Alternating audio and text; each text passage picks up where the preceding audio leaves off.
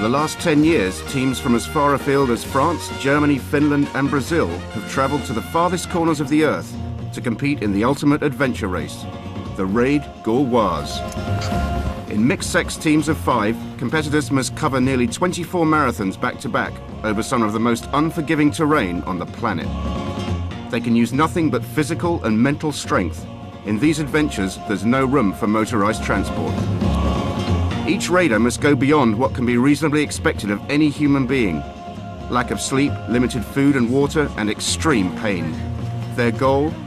To be the first to scale the mountains, cross the rivers, and find the best route from the start to the finish.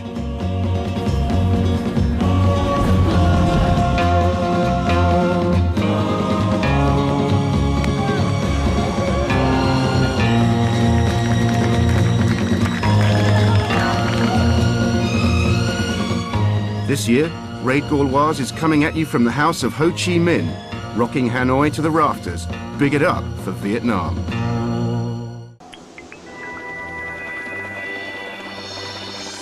Arriving from all corners of the globe, the participants of the Raid Gauloise ride into town to a rapturous welcome from the local boy bands of Lao Cai region.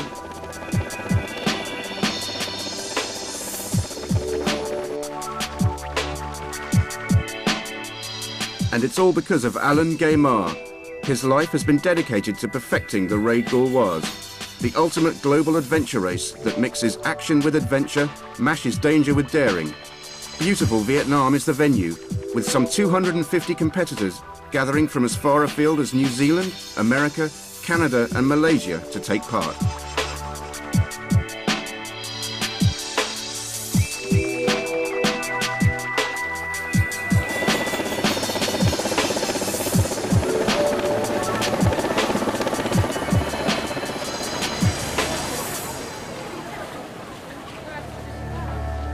And this is the man who created the original and best adventure race, taking people to the furthest and most beautiful parts of the planet. I'm Alain Gaimard, and I'm a mountain guide. I'm in Hanoi preparing an expedition, which is called the Raid Gauloise. The Raid Gauloise was the first big adventure, following a course through the elements non-stop for sport without using any kind of motorised transport. Avec le sport pour se déplacer et sans jamais utiliser d'engins motorisés. In Canada at the turn of the century, people used kayaks to get around, but didn't consider it to be a sport. When you do the Raid Gauloise, it's the same. When you do an activity, it's all about getting to a point of doing it in the most logical way possible. If there's a river, that you use either a raft or a kayak. Just depends. If there's a mountain you have to climb, if you've got horses, you're going to use them. If there are paths, you can use a mountain bike. It's always about the challenge of crossing a country or crossing a region. We used whatever means possible, but never a motor, never motorised transport.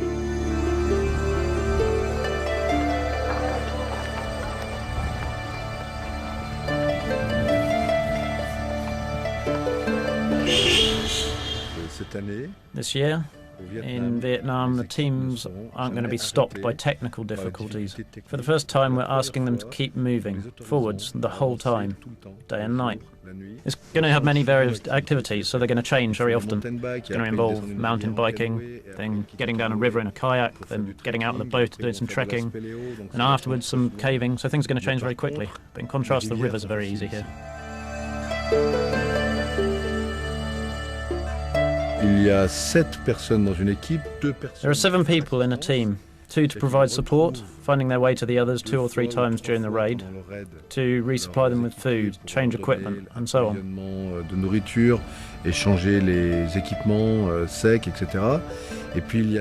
There are 5 people on the course. They're mixed teams. It's obligatory to have at least 1 guy and 1 girl in each team.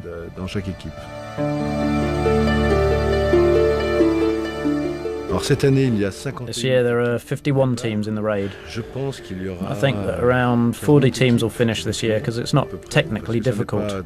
And if people manage their efforts correctly, especially in terms of navigation and don't get lost, I think that about 70% will make it. Je pense qu'il y aura au moins 70% des équipes à l'arrivée. Salut au Vietnam!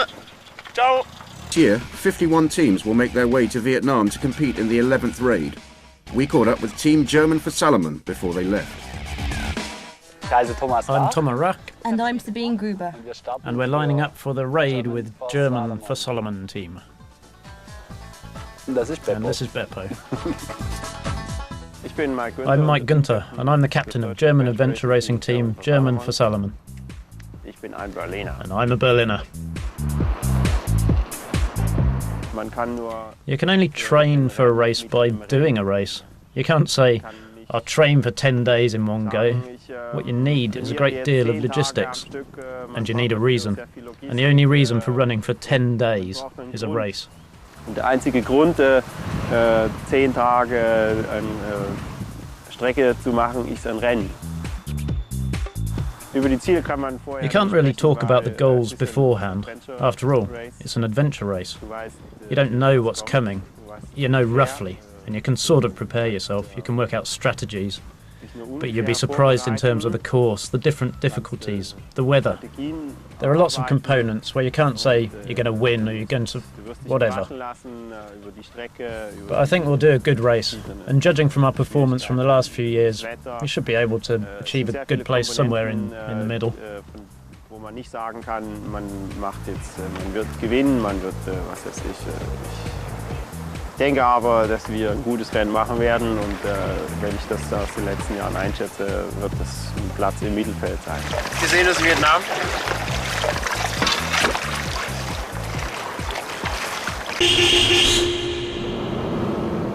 Team German for Salomon arrive safely in Hanoi and make their final preparations. Let's meet the last two team members. My name is Shimon Zimmermann. My name is Sven Günther, and I come from Germany. I'm competing for the team Deutschland German for Solomon. It was my dream to ride this race. I'm in the team together with my elder brother, Mike. He's the team captain.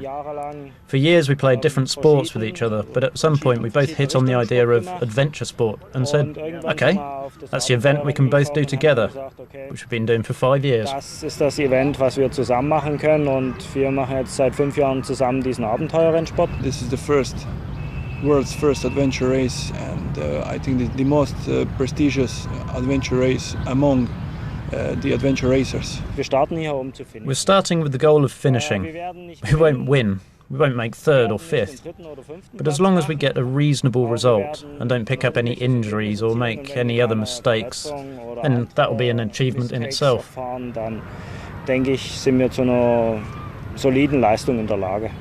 I know that we are not winning team, but we came here just to finish the race, and I think that 90% of team came here just to finish this race. In order to finish, you need to be allowed to start. It's not good, this one. Mistake number 1, Shimon has forgotten his kayak helmet, and the judges don't like his alternative. Because we were running around, and that's the best we could find. No chance we can accept this one. But if we have a simple plastic helm on top of that one, you will accept it? You have to come back tonight? Tomorrow. No, tonight? They've got just a few hours to find a better one.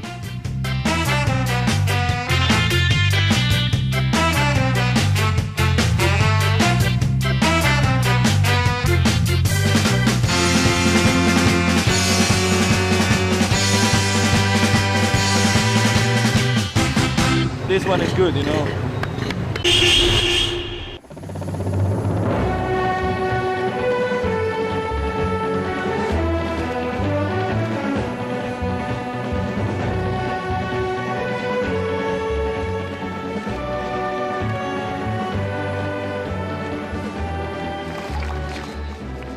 The Raid Gauloise competitors and crew alike are welcomed by the province and wished well with the task that they have before them. This is the final countdown. For the next 1,000 kilometers from Bac Ha to Cat Bar, it's all mud, sweat and gears. And tears. Ouais,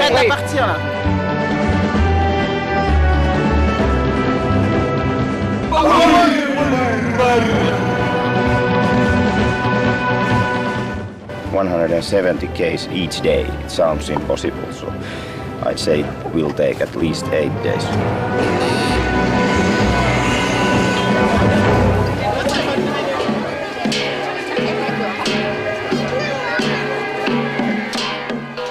After 2 years of preparation for many of the teams, the competitors make for the start of the 11th Raid Gauloise. The dreaming is over, now the proof is in the pedalling.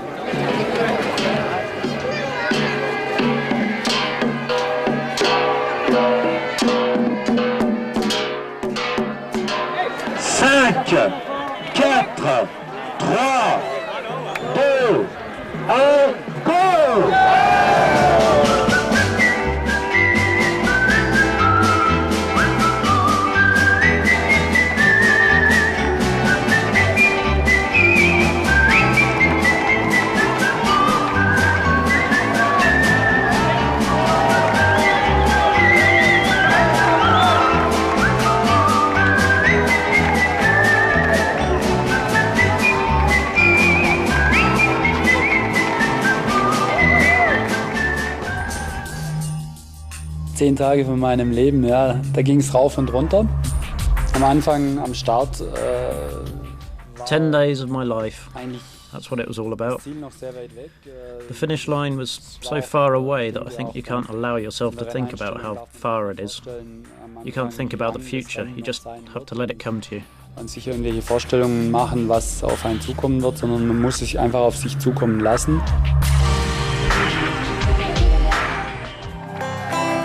51 teams from all over the world, all of different abilities. The best hope to complete the course in 6 days. Some will never finish. But how were the Germans finding it?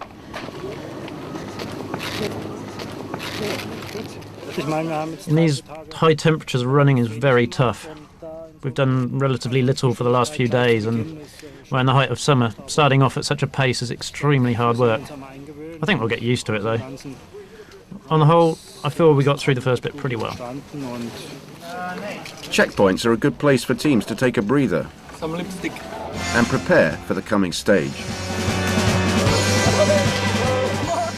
Nor does your average raider, wherever they're from, unless they have to.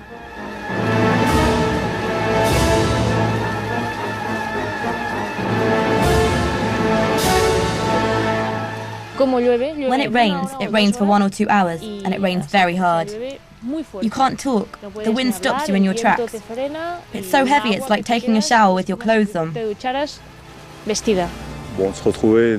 found ourselves up a mountain in a squall, in a deluge. In 3 minutes there was 50 centimetres of water. The path turns into rivers. It was incredible.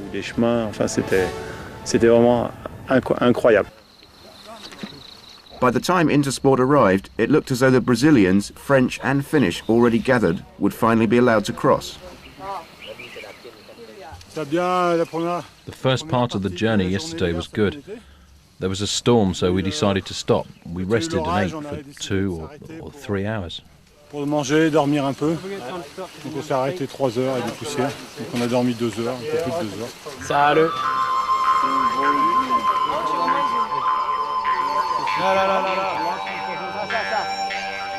Qu'est-ce qu'il y a?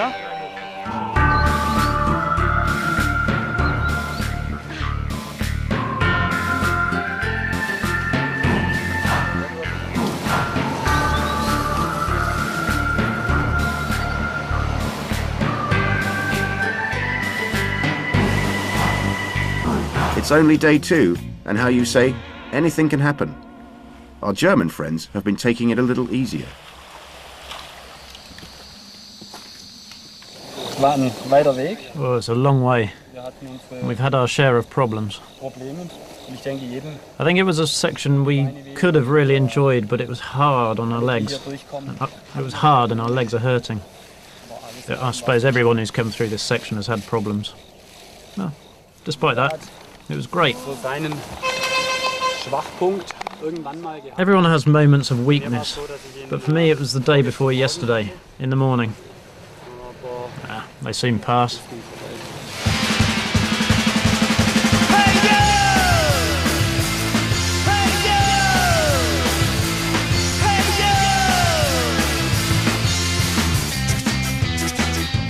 We started the race at quite a fast speed, but had a string of problems because of the heat, so we had to slow down the pace a bit.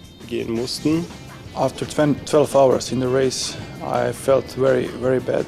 I get some cramps in my leg muscles, so usually I know that it's a bad sign, because when you get cramps, it is going to be worse and worse.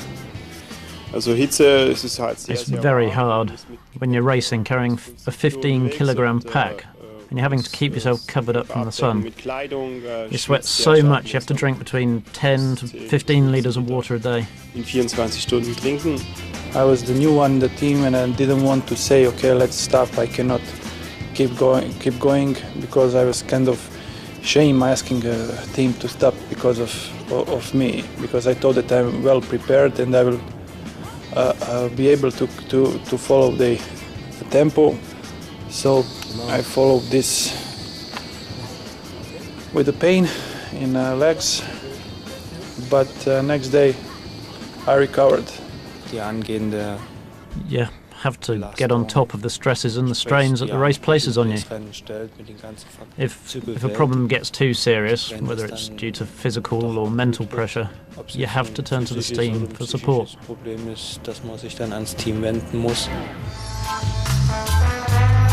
Somewhere, way back in the pack, the Germans were also having fun on their bicycles.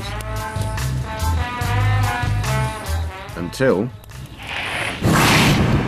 driver, like, according to the rules, and it was very dangerous. I almost get killed.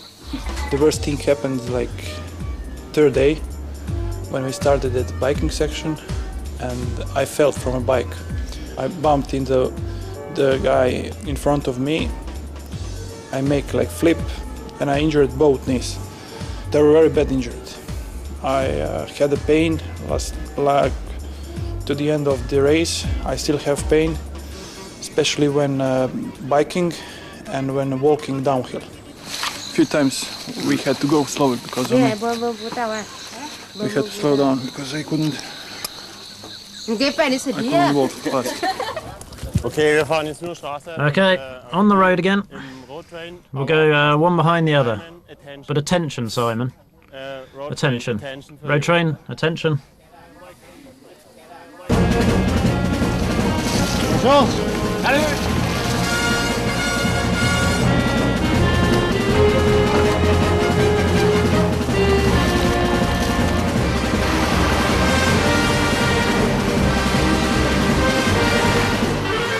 As dusk fell on day 3, after 380 kilometres, Intersport strategy seemed to be paying off. The next step was to traverse a ravine on a Tyrolean slide.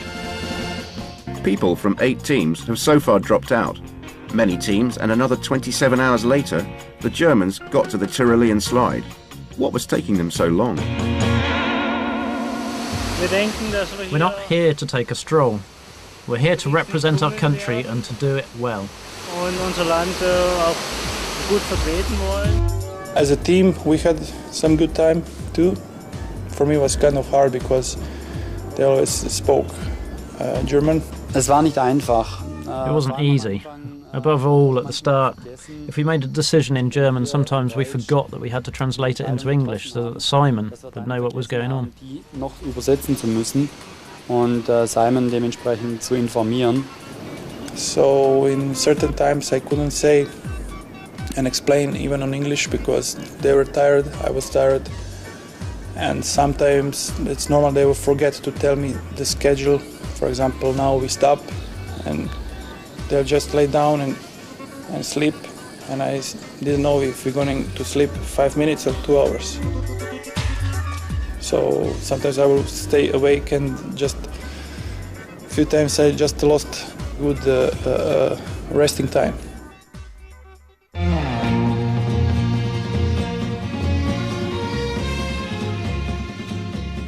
Well, if it's rest the Germans want, there's some waiting for them a long way ahead.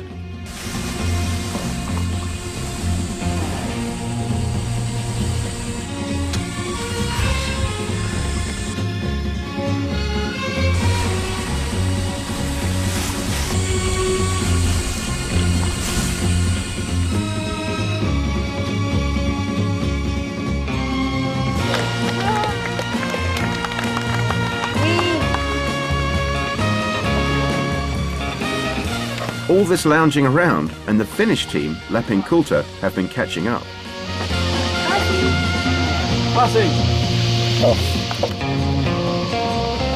However, it didn't look as though they would be much of a threat for a while. As dusk fell, they realized that rest is a really important thing. The food are very bad, huh?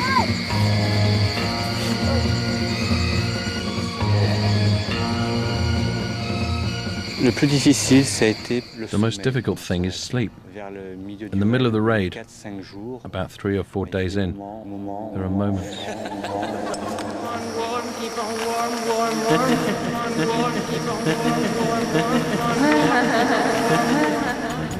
Tips and the other French team and Nokia and all those guys, they'll get into TA2, seeing that we've been gone for 3 hours and realise that they're at least maybe 6 hours behind and they just mentally lose it. 10 teams have fallen out of the ranking. Could this be one raid too far for Intersport? And can Paris keep going with their seemingly superhuman strength? Ooh, that was some drama. The leading teams in the raid Gauloise had covered an incredible 500 kilometres of staggeringly beautiful countryside and made it to Barbet Lake. Team Nokia from Finland and Frenchman Urtips are still contenders for the lead, with French team VSD Ida just in front. But it's the American contingent, Parallax, that are at the head of the field. That native raft was awesome. It was like a big bed, big floating bed. They're sleeping it up. It was awesome. Everyone's now having to sleep, and so the playing field is a little bit more even. So to make up the time deficit later, the race becomes, I think, it gets harder and harder. I mean, none of us are sitting back thinking anything's in the bag. Sort of feel as if the race is almost over, even though I know it's a long, hard lead coming up, and that's probably the thing that poses the biggest risk. If you can get to the sea kayak with everyone's feet intact, well, short of a shark chewing your arm off, you should get to the finish all right. Meanwhile, out on the course, things are getting very tough for the rest of the competitors.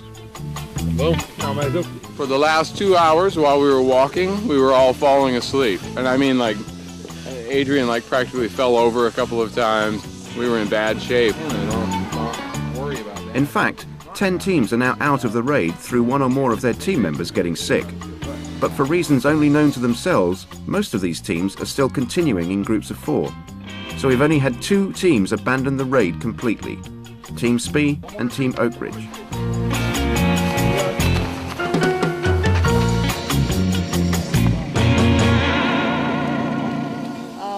At the moment I'm having stomach cramps and diarrhea, but it will pass.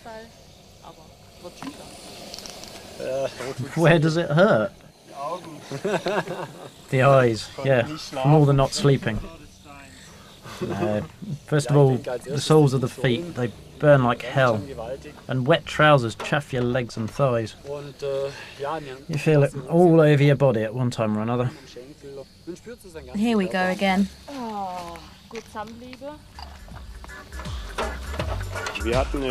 We had lots of problems with blisters, often because your feet were wet due to having to go through water. It's a problem. You can't run for very long with wet feet without getting blisters. You have to deal with that.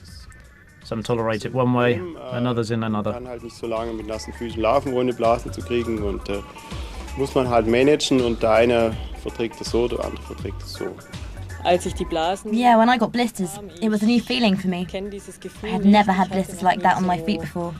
That was the biggest pain of all.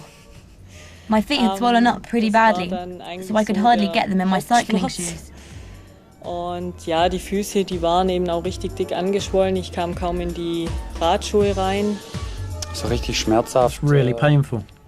Of course, if you have a blister when you're racing, you've got to burst it, and then it's quite difficult to stay relaxed when you're running afterwards. I've had loads of blisters in my time. I know that the pain eventually goes away and you cramp up, but if you start to run in a slightly different way because of the blister, then the result's even worse. That's why you just have to carry on through the pain, running normally, just like your body's used to doing.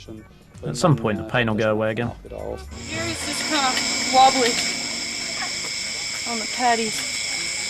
So We're all right now. Last night, it was tough, long and slow. We were really trying to hold our pace to maintain our lead, and we hammered Gary into the ground. It was too fast of a pace.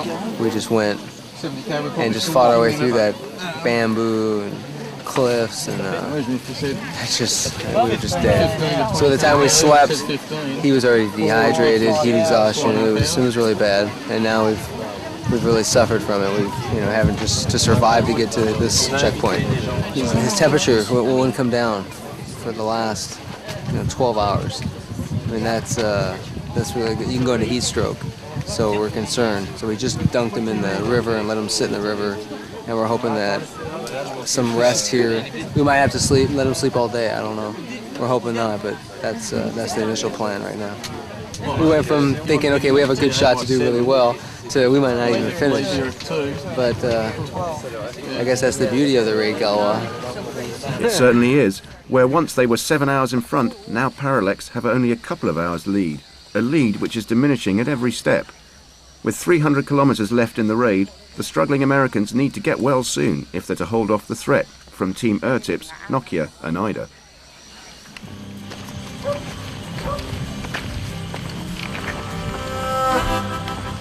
It wasn't just Intersport that was starting to enjoy themselves.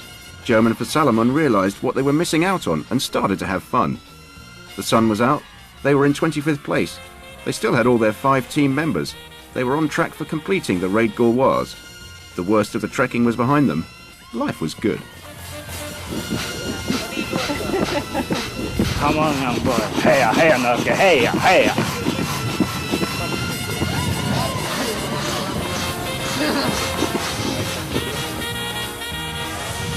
We owe you a favor.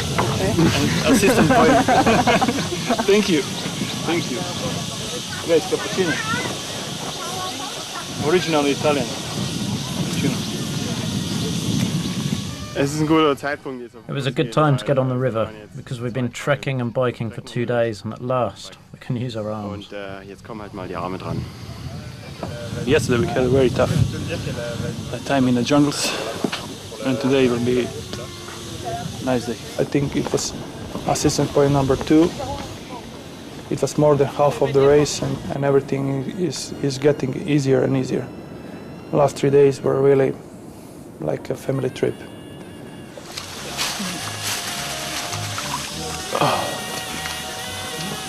Ist in Vietnam. Bye.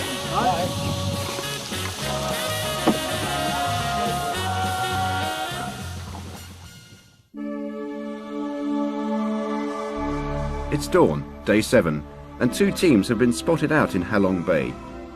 After racing across 1,000 kilometers of the most grueling terrain Vietnam could throw at them, the leading team is approaching the finish line on the island of Cat Ba, and with it, the ultimate prize in adventure racing.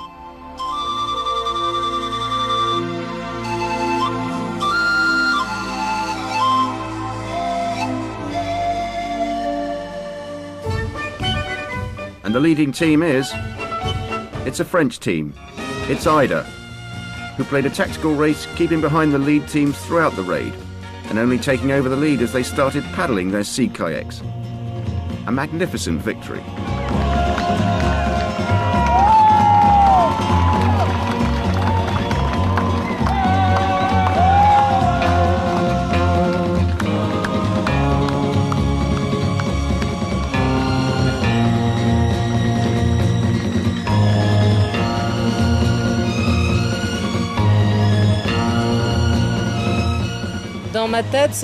In my head, I was never really sure whether we were truly first. It wasn't until crossing the finish line that we really knew. J'étais heureuse au fond de moi, mais je me disais pas encore on est premier. C'est vraiment quand la ligne est passée où j'ai savouré la première place. La dernière nuit en kayak, nous n'avons pas dormi parce que we didn't sleep during the last kayaking section, because we didn't know how far ahead we were of the next team. It was very, very hard doing such a leg. 100 kilometers kayaking without sleep is very hard, but it was a great atmosphere. And they were right not to sleep, as just 3 hours behind them were the Finnish team Nokia. Yeah, it was very good and very nice course. Very friendly people. It was nice to see. In bronze medal position came another French team, Urtips.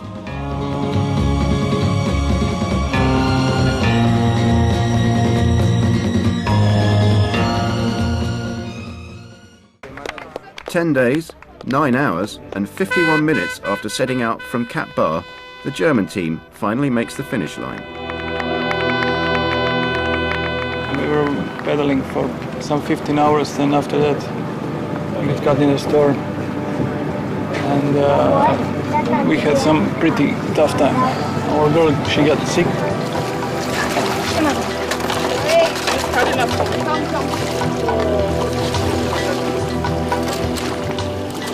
We are finished. Definitely finished.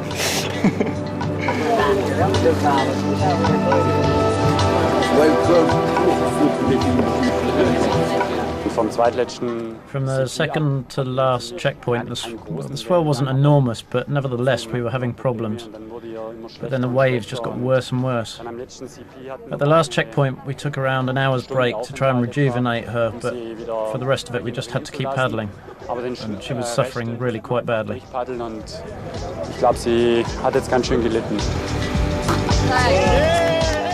Yes, the special day had arrived on a special day. It was Sabine's birthday. When we left the last assistant point, I said to Mike, let's try and arrive on her birthday. It's quite a special event, finishing a raid like that on someone's birthday.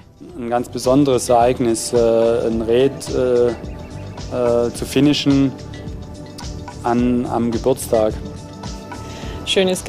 A great birthday present. But the feeling I had at that moment wasn't so great. That's the raid Gauloise. Making the line on her birthday and having a few difficulties towards the end. Surprises like that happen more or less every day you race. And as they say, that was that. The most daring race in the world over for another year. Oh well, there's always next time. Au revoir. Our highest expected result was to finish the race with 5 people and end the race the same way as we started, as a team.